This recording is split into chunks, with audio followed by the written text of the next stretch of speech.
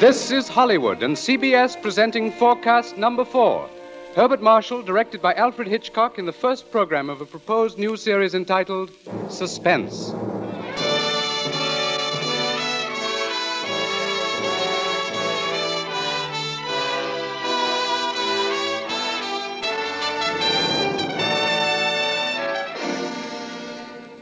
Tonight's Forecast program, ladies and gentlemen, represents the ideal form of collaboration. Mr. Alfred Hitchcock, brilliant English director of such outstanding motion pictures as The 39 Steps, Rebecca, and Foreign Correspondent, was eager to create a very special type of radio drama, the suspense story. As narrator and star for his production, he thought at once of the distinguished actor with whom he had been associated in countless British film successes, Herbert Marshall. Mr. Marshall suggested that they dramatize a certain favorite story of his, and that story happened to be the very one Mr. Hitchcock had had in mind. Mrs. Belloc Lowndes' classic in Chills, The Lodger.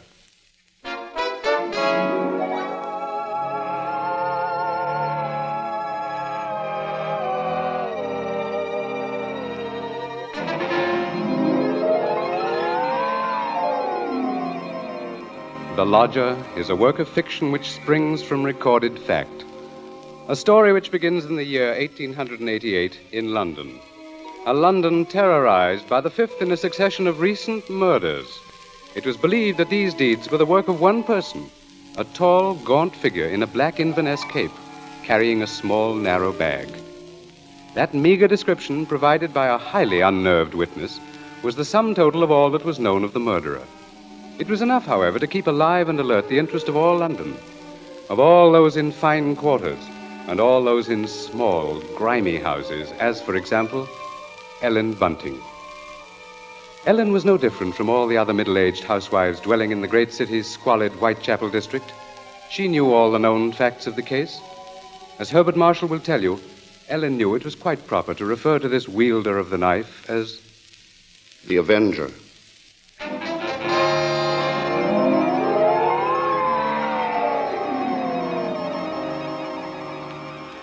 Of course, Ellen Bunting was far more concerned with her personal problems than with thoughts of the Avenger. Yet the case of that strange, elusive killer quite often forced all other matters from her mind. There was that mad, meaningless scheme he seemed to follow. All his victims, for example, had been women. All had been young, attractive, and, oddly enough, blonde. But Ellen could no more understand the motive for his brutal slashings than could the police. This night, she and her husband, Robert Bunting, sat before their fireplace reading the newspaper account of the latest murder. The Avenger had struck again.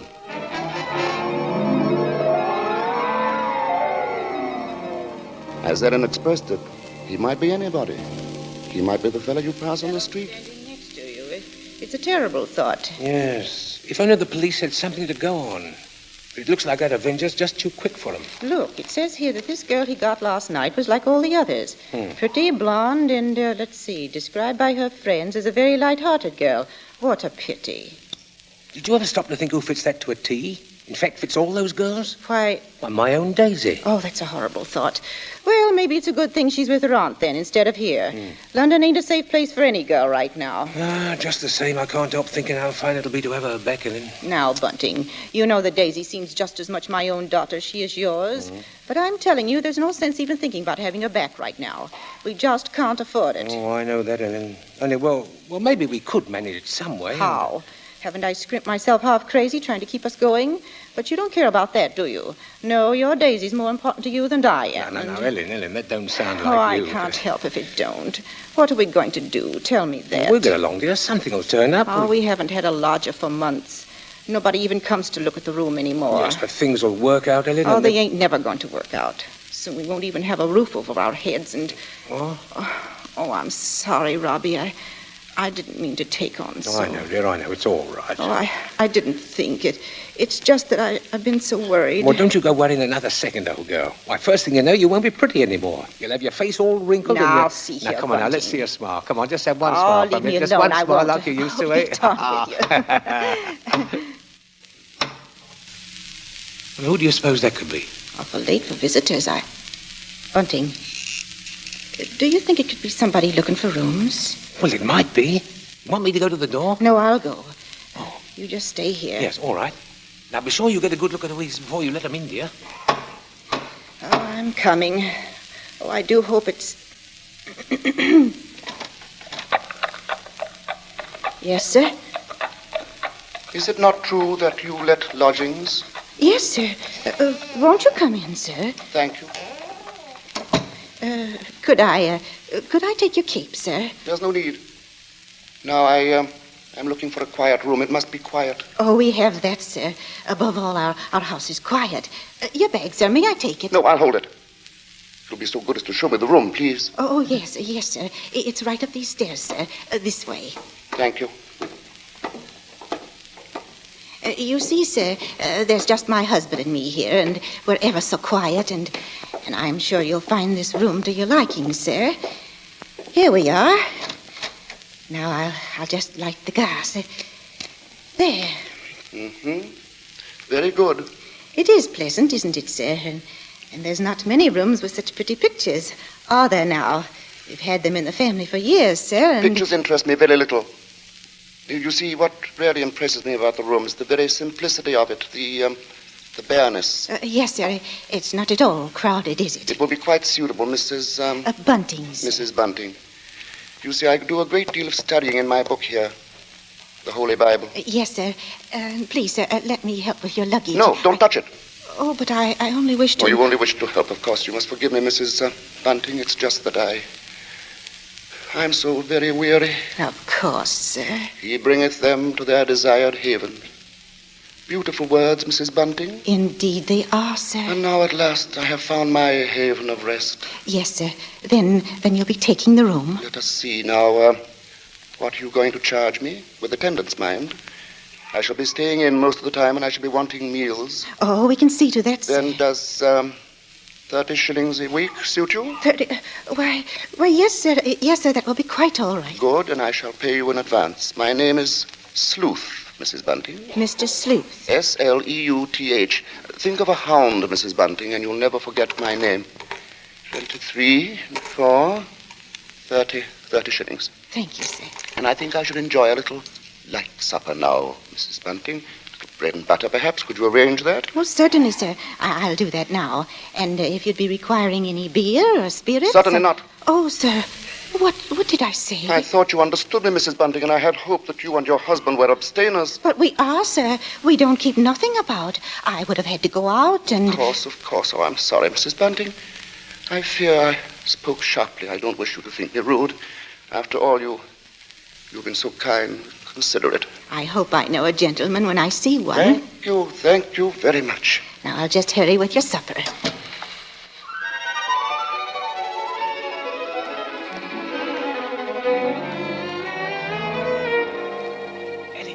Ellen, did he take the room? No, don't bother me now. I have to get him some supper. What did you mean?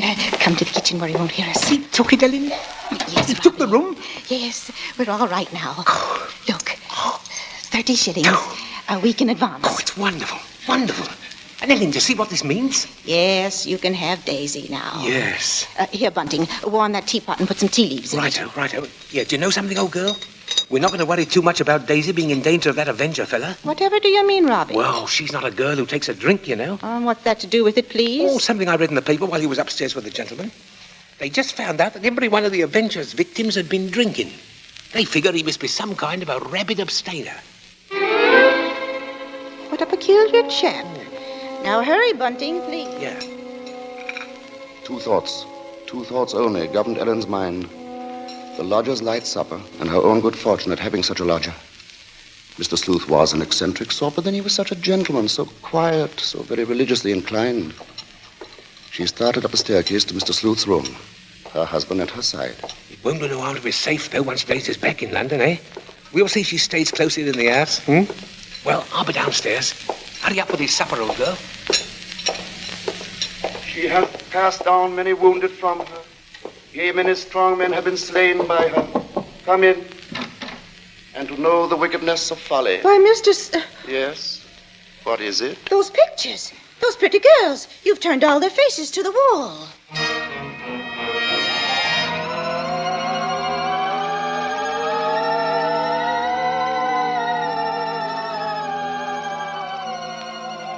And that maneuver, that strange action, was the beginning of Ellen's concern. Soon there came to her a recollection of the black Inverness cape, the small, narrow bag, the urgent matter of alcoholic drink. And these details began to shape themselves into a pattern which grew more disturbing with each passing hour. The day following, the lodger did not leave the upstairs room once, nor did he leave the next day. And the oddness of this took its place in the pattern. Then, too, the approaching arrival of Daisy, her stepdaughter, added to her concern. On the second night, her sleep was restless with vague, horrifying images. And so when she heard the first stealthy footsteps outside her bedroom, she was instantly awake. Tensely, she followed those steps down the stairs, down the hallway. She heard the front door open and then click shut. Utter stillness fell upon the house. And outside, the streets were so silent she could hear distinctly the clock from a church tower a mile away tolled the hour. In her troubled frenzy, she pictured a lone figure plodding through the deep fog, moving quietly, stealthily, stalking, searching, finding.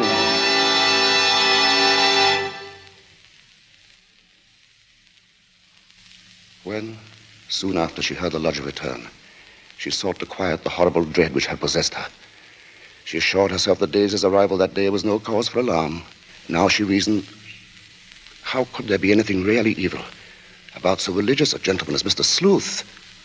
But for her there was no more sleep, merely a tormented state of half-consciousness, a state which suddenly dropped from her shortly after daybreak.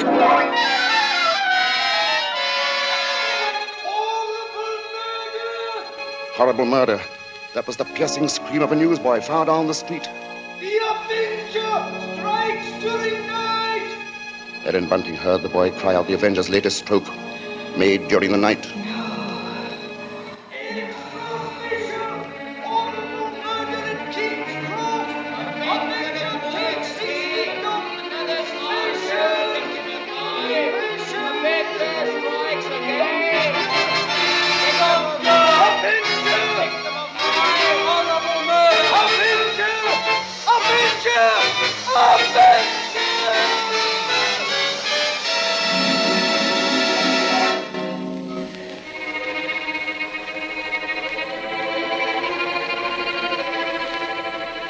Ellen's first glimpse that morning of the grave-faced lodger brought the sleepless night's warm terror full to the surface. But on the next instant, she saw the pitiable, helpless weariness in his eyes, and curiously the terror began to pass. She found that she was hoping desperately that her fears were unfounded. Earlier, she had determined to tell Bunting of the awful convictions in her mind. Now, however, she felt she must be certain before she spoke to a soul. She knew there was one thing she must examine. That was the lodger's single piece of luggage. She'd thought of it often.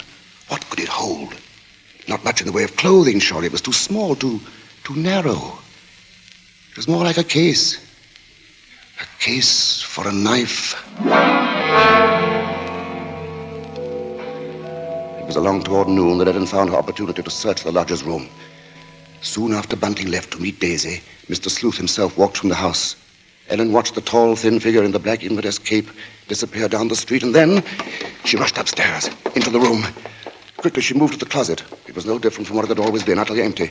She found nothing under the bed. She went then to the chest of drawers against the wall. She opened the top drawer and found inside nothing but a frayed shirt, 2 handkerchiefs. The next drawer, underclothes, socks. The next empty. There remained then only one possible place for the small, narrow bag, the bottom drawer, and it was locked. Tugging at the drawer, she heard suddenly the opening of the front door downstairs. Panic-stricken, she rushed out of the room and down the hall to the head of the stairs. Upstairs, Ellen? Ellen, Daisy's here. Oh, Mother Ellen, it's so good to see you. And whatever's the matter? Yes, you've gone quite white. Oh, well, I'm all right. I wasn't expecting you so soon. Oh, you don't know how fine it is to be back, Mother Ellen.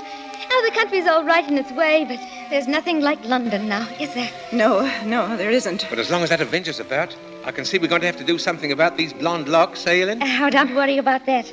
I'll dye them maybe, or just pin them under my hat.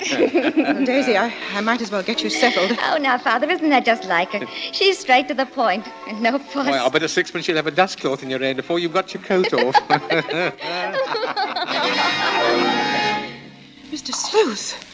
Mrs. Bunting, I see my door is open. Oh, we were just leaving, so we... Does this mean that all of you have been in my room? Oh, not at all, sir. What must I do? Keep it locked? But you see, sir, I was just tidying up a bit, and Mr. Bunting, he brought his daughter up, sir. She just arrived. This is Daisy, sir. Pleased to meet you, sir. She's been away for quite a long while, you see, Mr. Sleuth, and that's why we're a bit excited, you might Yes, think. you must have been surprised when you came in, hearing us laughing and carrying on that way. Yes, I must say I was. However, Miss Daisy, there are all types of joy, are there not? Yes, I'm sure there are. The despicable evil joy of the abandoned and the divine happiness of the blessed. A vast difference, that. You do understand me, don't you? Why, yes, sir. Yes, Mr. Sleuth. I devoutly hope so, Miss Daisy. Nowadays, there are so very few young women like yourself who do. In fact, I all but despaired ever of finding one. If you'll excuse us now, sir, we'll be getting Daisy's things put away. Of course, Mrs. Bunting, and I must be getting to my room. Believe me, Miss Daisy, it's been a revelation to meet you. Oh, thank you, sir. I'm sure we shall have much to discuss. He's a queer one, all right. But such a gentleman, isn't he?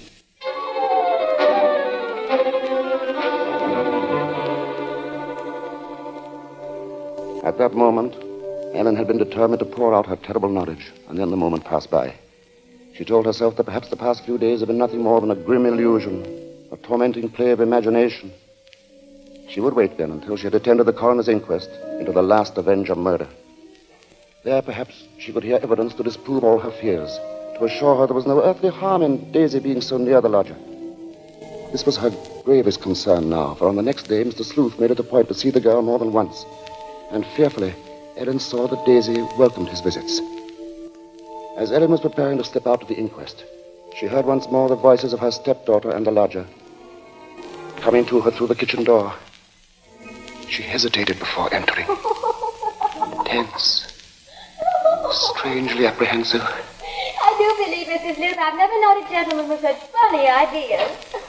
Oh, Mother Ellen, you should hear what Mr. Sleuth was just saying. Perhaps, Daisy, you would excuse yourself and... He thinks people, and especially girls, should spend all their time praying. I sought to explain, Mrs. Bunting, that all women are placed on this earth filled with evil.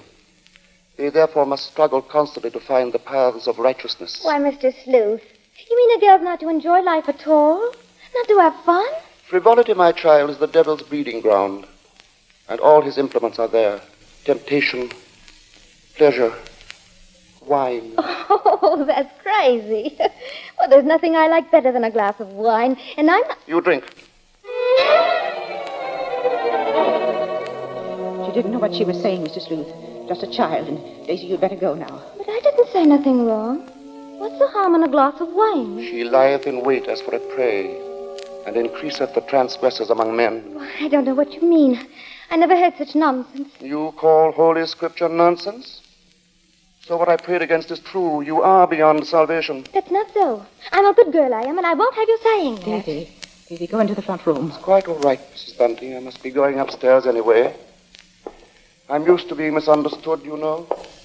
People never realize that my efforts are simply for the greater good of humanity. Of course, sir.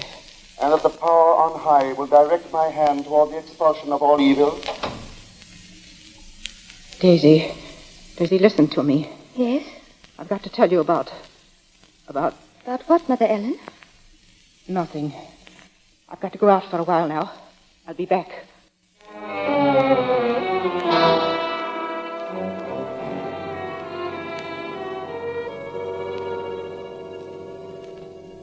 The moment to reveal the secret horror had come again and passed. Ellen's sudden recollection of Mr. Sleuth as he stood in the doorway had overwhelmed her. She must give him this last chance, this last frantic search for disproving evidence, this trip to the inquest.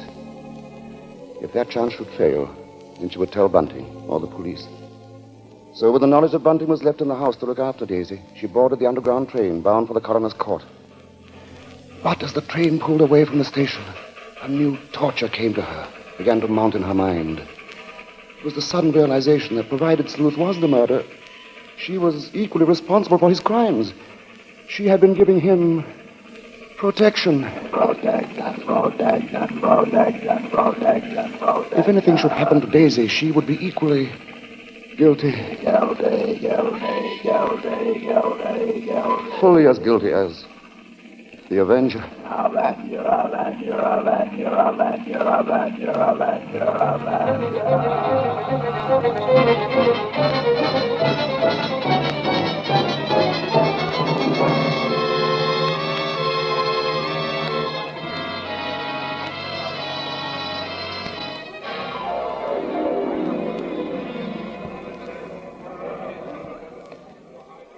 Ellen, seated at the rear of the small but crowded inquest room, listened to each of the witnesses as they were called.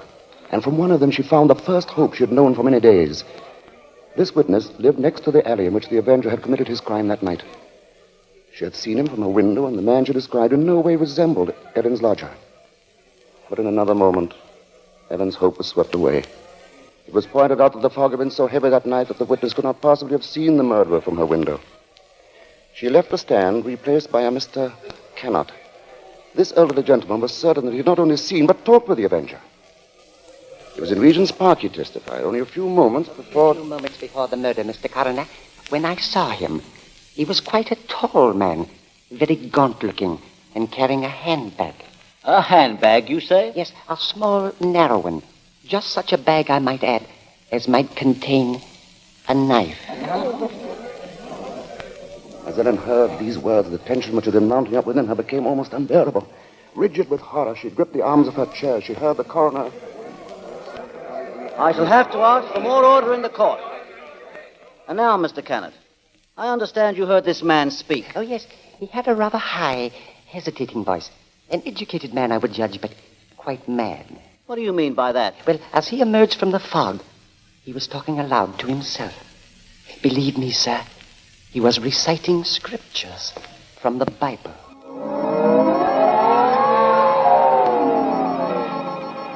Scriptures from the Bible. Horrified, Ellen rose from her seat, only half hearing the confusion about her. Are you asking us to believe, I would say, Mr. Cannot, that the man we're looking for would be least of all a religious man? And that's where you're in error, Mr. Coroner. The religious note is the very key to the case. Very interesting. That'll be all, Mr. Cannot. Just a moment, sir. Don't you understand? The man you're after must be a religious maniac. That's the only explanation possible. You will please stand down. The court was dismissing the very truth. Ellen knew that now. She would no longer keep silent. Her hands shot forth, and she screamed. I want to say... Ellen Bunting, on the verge of speaking, had fainted. And then, when she was revived a few moments later, she said nothing. Her brain was in too great a turmoil, her nerves too shocked. Like one in a dream, she allowed herself to be led from the courtroom. The voices of spectators were only vague sounds to her. I thought she was going to say something. Yes, it was hysterics, eh? Yeah, that bit about the knife. Yeah, the knife. The knife. The knife. As Ellen Bunting proceeded homeward, the remarks from the spectators remained in her mind. She heard them over and over. Yeah, that bit about the knife. And just such a bag as might contain a knife. We'll see she stays close in the house, eh? No harm in being safe. Direct my hand toward the expulsion of all evil. Expulsion of all evil. What's the harm in a glass of wine? I didn't say nothing wrong. As Ellen neared her neighborhood, her dread increased. With each moving footstep, the grip of terror grew tighter about her. She moved faster. If only she were in time. She was 2 streets away from the house. Then one. Then she saw Bunting. Sharply, like the thrust of a knife, she realized what this meant. Daisy was left alone with the lodger.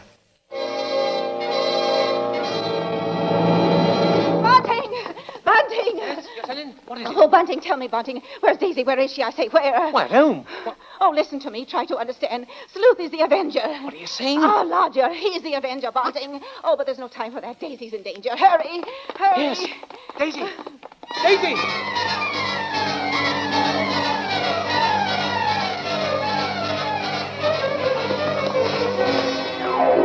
Here we are, Bunting. Here we are. Daisy! Oh, Daisy! Daisy, where are you? I'll look in the kitchen, Bunting. You try the sitting room. Daisy! Daisy! Where are you, Daisy? Answer me! Daisy! Oh, Let's try the bedroom. she's not here. What about the dining room? Look, she's not there. She's not downstairs. Then there's just his room.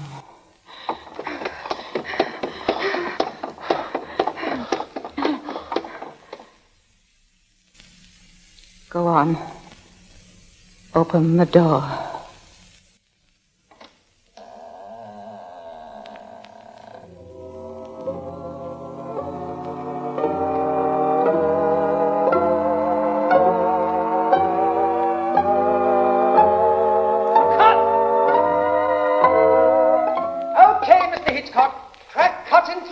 Did you say cut? What's the idea, Hitch? I've a few more lines to do. As Mr. Marshall, the narrator, you have, not as Mr. Sleuth, the lodger. Hitch, you can't stop the play right here. It isn't fair, you know. Why isn't it, Bart? What more is there to say? But, Mr. Hitchcock, won't people want to know what Bunting and me found in the room? All right, Ellen. What precisely did you find? Well, nothing, sir. There. You see? Nothing. No lodger, no Bible. And that locked dresser drawer. What about that? We unlocked it, sir. And what was in it? Nothing, sir. You are certain, Mrs. Bunting? Oh, you gave me quite a turn, Mr. Mr. Marshall. Yes, sir, I'm sure, sir. There was nothing. Well, begging your pardon, Mr. Hitchcock, but don't you think we'd better just mention about Daisy? I don't know, Bunting. What do you think we ought to say? Oh, just that the reason she wasn't in the house when Ellen and me got there was, well, she'd gone out for a walk, that's all. Did she enjoy it? Oh, very much, sir. Made it to King's Cross and back in just under an hour, sir. Splendid time, Bunting. Well, there you are, Bart. There's the story. Now, wait a minute, Mr. Hitchcock. You can't do that. That's not the story. Of course it's not. Now, look here, Hitch. Here's the fellow who composed and conducted all our music, Wilbur Hatch. He wants to know about this, too. Everybody does. All right, Bart. What is it they want to know? What became of Mr. Sleuth? Oh, him. Why, he left that afternoon. They never saw him again. And now I think we ought to say something about the Columbia Mr. forecast show Hitchcock, sir, will you please... Stop him, Mr. Marshall. Hitch, listen to me. Yes? What is it? They want to know when the Avenger finally was caught. Oh, well, let me ask you something, Bart. Are you acquainted with Loretta Young? Yes, what's that got to do with it?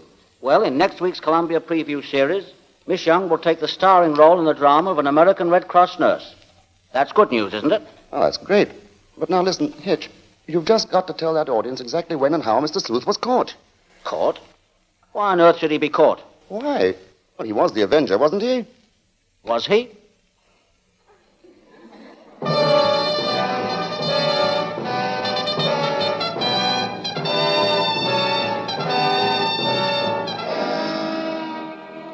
Your guess, gentle listener, is as good as ours. Even Mrs. Bella Glounds, who wrote the novel, isn't entirely sure. For his masterful direction, our thanks to Alfred Hitchcock, whose latest pictures are David O. Selznick's Rebecca and Walter Wanger's Foreign Correspondent. For his superb characterization of Mr. Sleuth, our thanks to Herbert Marshall. And our thanks to the outstanding British character actor who tonight portrayed the role of Bunting, Edmund Gwenn. If you liked tonight's program and want to hear more in the same highly original Hitchcock vein, radio versions of The Lady Vanishes and The 39 Steps, for example, write to CBS and tell us so. Your interest will help bring Suspense to the air as a weekly feature.